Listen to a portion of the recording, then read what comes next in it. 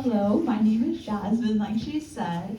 I'm currently studying history here at U of I, and specifically secondary education. I'm currently doing my student teaching at Muhammad Seymour High School, and it's been such a gift this past semester just to be able to pour into so many young students' minds and just be able to see growth, that even though I can't openly talk about my faith all the time in the classroom, that it's so sweet to build relationships with students and just be able to see God's goodness in the interactions that I have with them. And that's a gift that I've also had throughout Crew and Destino as well. Being able to see the growth of the Lord within people, but then also within myself. Praying through the different things I wanted to talk about tonight, or what the Lord placed on my heart, he kept bringing up the word wait. And I was really confused at first if he was like, wait, I'm going to show you soon, or literally the word wait. And he made it really clear over time. And so we've all been in some form of season of waiting. And there's a lot of things that are just super exciting. And I haven't met a lot of people that are really excited about waiting. They're just like, oh, I love waiting so much. No one is like that. We're quite impatient, especially in just today's culture when we have an attitude of, I want it now. I need it to happen. I need all the answers right here. Because we're just in such a fast-paced life. And whether it's waiting for the more exciting new season, God shows us so desperately what we need in the waiting and just reveals so many things. And I think we're all really well acquainted with just that impatience in that season. And so I'm currently waiting for a lot of things. I'm waiting for a job. I'm waiting to find out where I'm gonna live. I'm waiting for summer break. And I'm also waiting to get to marry the love of my life. All such exciting things that I would love to happen right now in this moment, and I'd like the answers to right now.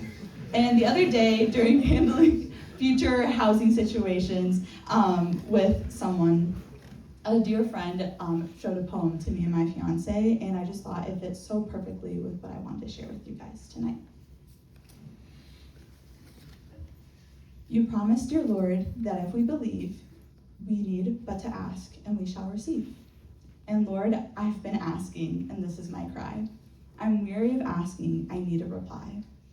Then quietly, softly, I learned my fate. As my master replied again, wait. So I slumped in my chair, defeated and taut, and grumbled to God. So I'm waiting for what? He seemed to kneel, and his eyes met with mine, and he tenderly said, I could give you a sign. I could shake the heavens and darken the sun. I could raise the dead and cause mountains to run. I could give you all you seek, and pleased you would be. You'd have what you want, but you wouldn't know me. You not know the depth of my love for each saint. You not know the power that I give to the faint. You not learn to see through the clouds of despair. You not know to learn to trust by knowing I'm there. After reading this, I instantly was convicted of my impatience with the Lord. I thought of how often I seek signs from him and that I try to make my plans happen on my own timing. But that's the problem right there. My plans, my timing. I saw how desperately I was grasping for a control of life that's not even mine in the first place, but the Lord's. How often do I get caught up in searching for signs and affirmations from the Lord that I miss what the Lord is doing right in front of me? Now, signs from the Lord is the gift.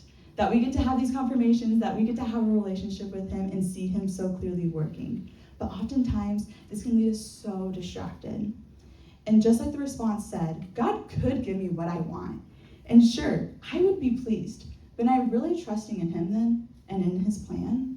When trying to find a way to articulate, constantly seeking signs could lead to distractions. A mentor of mine helped me point to John 20 to kind of set the scene and show me that even though signs are good things, and it's an awesome way to be able to see the Lord, that constantly relying on them can distract the way that seeing what he's doing right in front of us.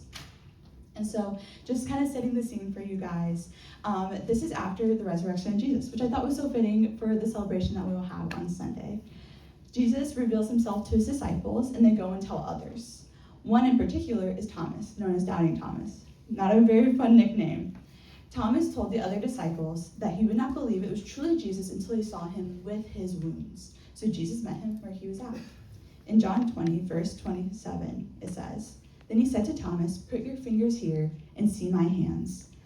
Put out your hand and place it in my side. Do not disbelieve, but believe.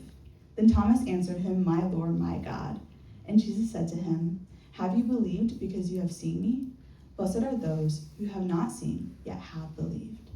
I want to put a great emphasis on that last verse. Blessed are those who have not seen, yet have believed. Jesus pointed out to Thomas what a gift it was for him to witness the resurrected Christ and get the confirmation by touching his wounds. But he also pointed out everyone else, those who do not get to see but still believe. Knowing Jesus is there can be overwhelming and exciting, but also steady and silent. It can be so easy for us to want to sign, to know that we're doing the right thing and we're walking in obedience, which isn't a bad thing. We want to walk according to his will. Asking God, what can I do? What do I need to do next? And oftentimes the answer is to trust in him more and seek more of him. And wait, because he alone is worthy of our full attention. Just because God is not physically standing right in front of us, or we don't always feel like he is there, does not mean he's absent from our situation. Waiting on the Lord is learning how to live on what we know to be true about God in moments when we do not know is true about our lives.